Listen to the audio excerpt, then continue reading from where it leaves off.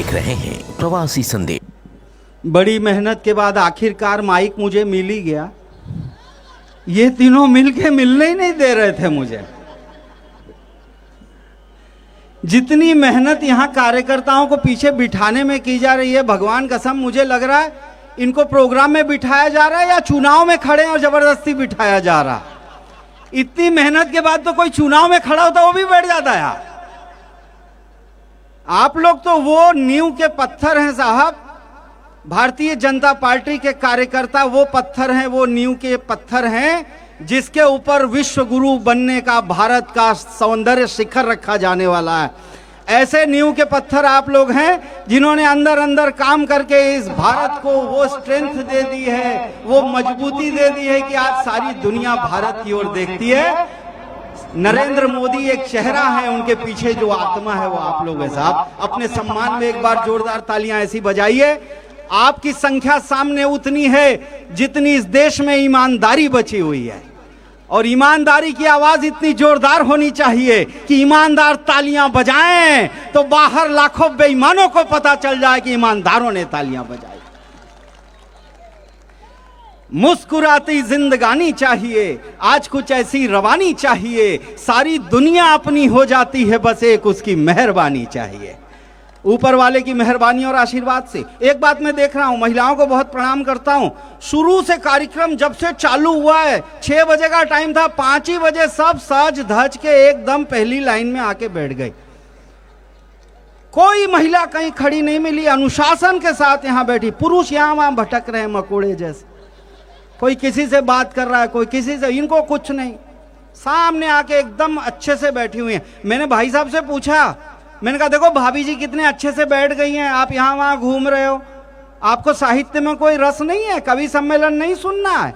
बोले सुनना तो उसको भी नहीं है, लेकिन जिस दिन खाना नहीं बनाना हो उसको चाहे जहां बिठा के चाहे जितनी देर जो सुना वो सुनती रहे।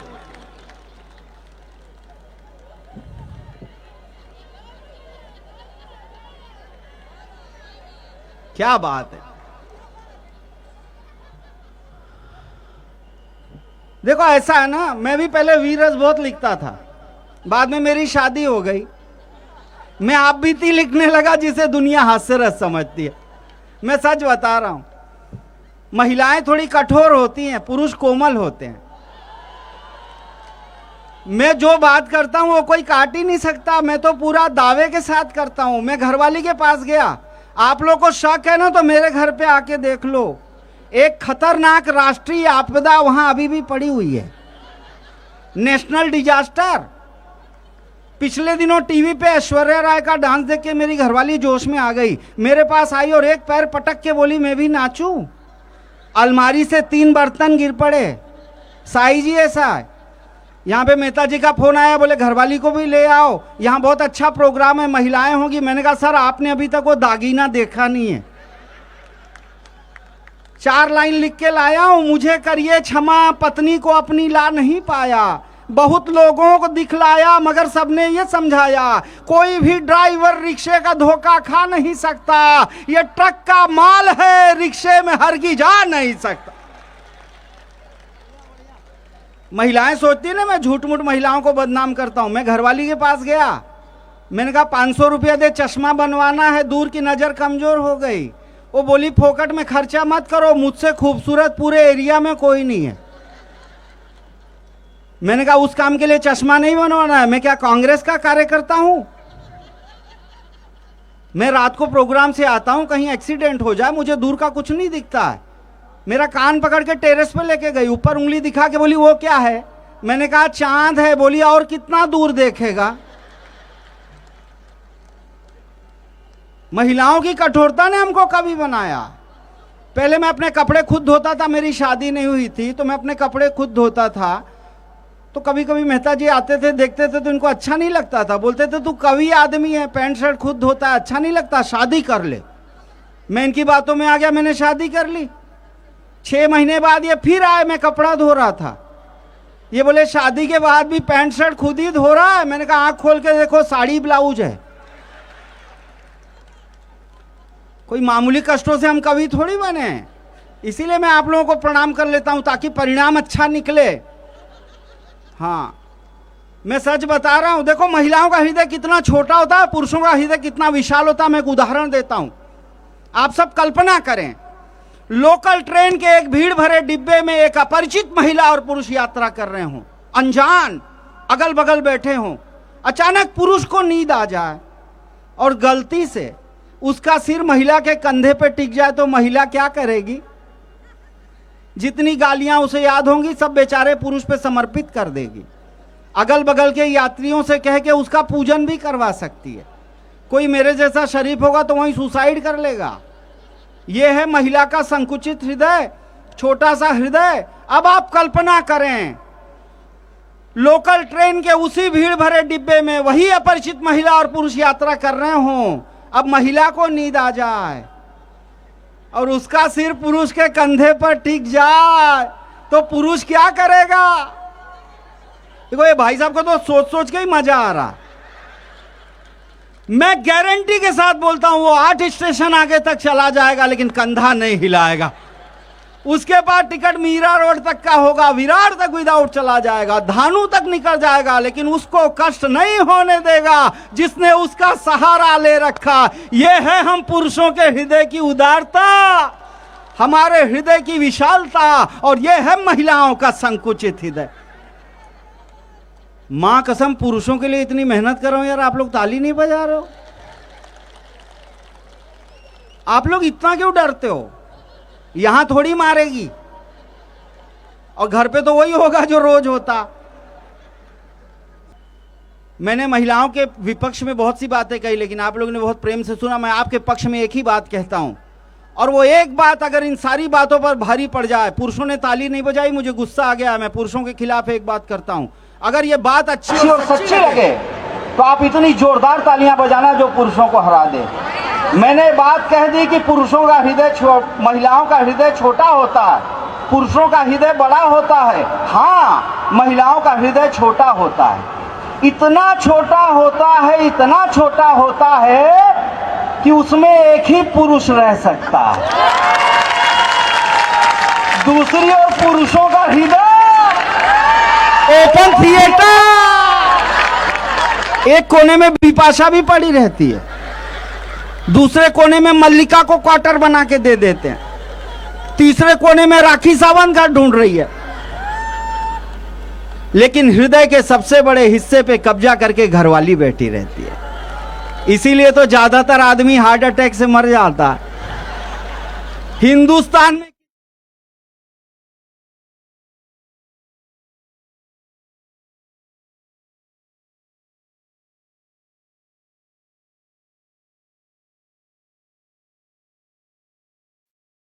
तो सदा पिछाड़ी है, और नारी की रफ्तार मानो जेट पे सवार नर, क्या करे पुकार वो तो सुस्त बैलगाड़ी है।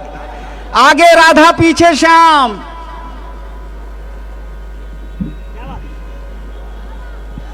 जहां बोलना था वहां तो नहीं बोल रहे थे, मुझे बीच बीच में डिस्टर्ब कर रहे, लेकिन कोई बात नहीं।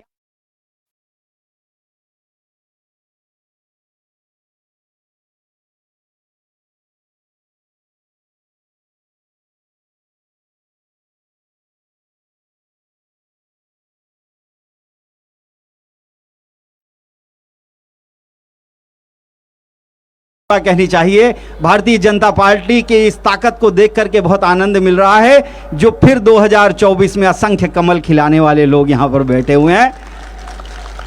एक कविता देता हूं, यहां पर सभी धर्म के संप्रदाय के लोग बैठते हैं। भारतीय जनता पार्टी एक ऐसी पार्टी है जो सबका साथ सबका विकास करने की कोशिश करती है। कुछ लोग बताने की कोशिश करते हैं कि ये इनके खिलाफ हैं, ये उनके खिलाफ हैं, ये सिर्फ उनके खिलाफ हैं जो इस देश के खिलाफ हैं।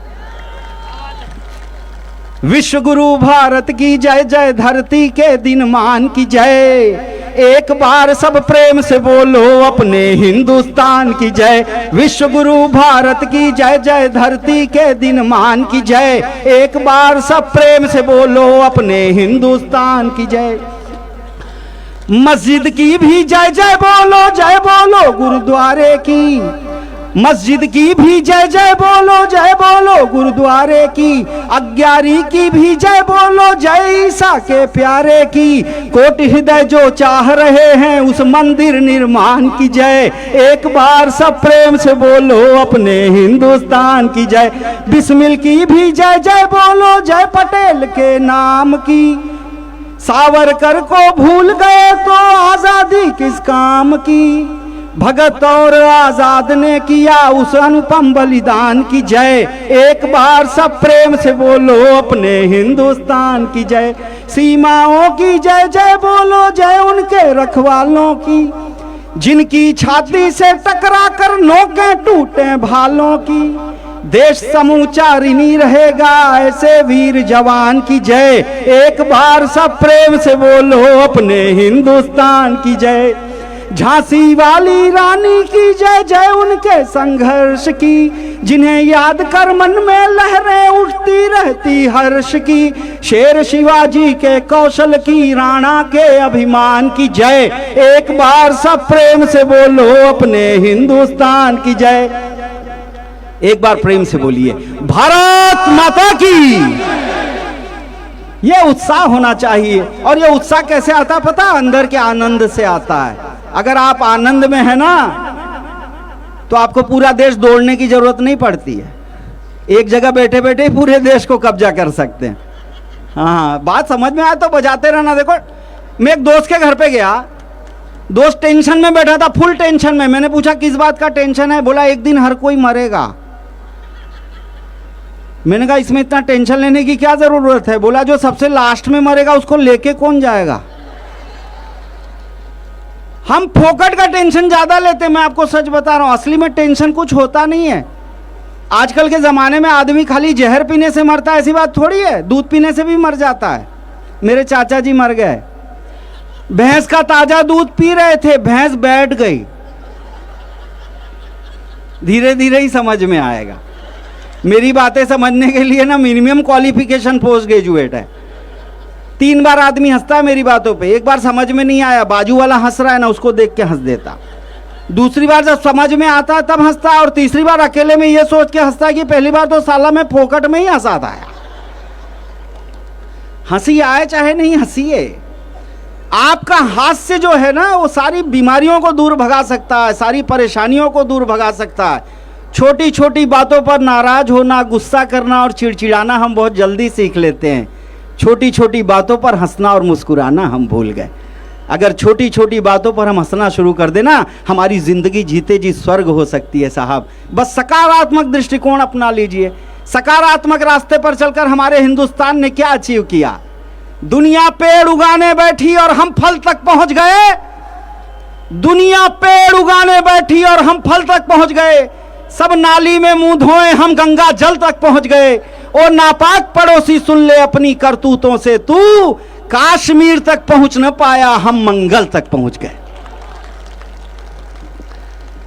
सकारात्मक दृष्टिकोण रखना चाहिए, समस्या से मत घबराओ। एक आदमी ने टैटू बनवाया, जोर जोर से रो रहा था। मैंने कहा मालूम था दर्द होगा तो क्यों बनवाया? बोला दर्द की वजह से थोड़ी रो रहा हूं, स्पेलिंग गलत हो गई। कैटरीना लिखवाने गया था, कुतरीना लिख दिया। माहौल ऐसा चल रहा है, आप क्या करने जाओ क्या हो जाए कोई नहीं बता सकता। एक आदमी का पैर नीला पड़ गया, डॉक्टर ने काट दिया, बोले इन्फेक्शन हो गया। थोड़े टाइम के बाद दूसरा पैर भी नीला पड़ गया, डॉक्टर ने वो पैर भी काट के लकड़ी के पैर लगा दिए। थोड़े टाइम के बाद लकड़ी के पैर भी नीले पड़ गए। फिर डॉक्टर बोला आप प्रॉब्लम समझ में आई, तेरी जीन्स कलर छोड़ रही है।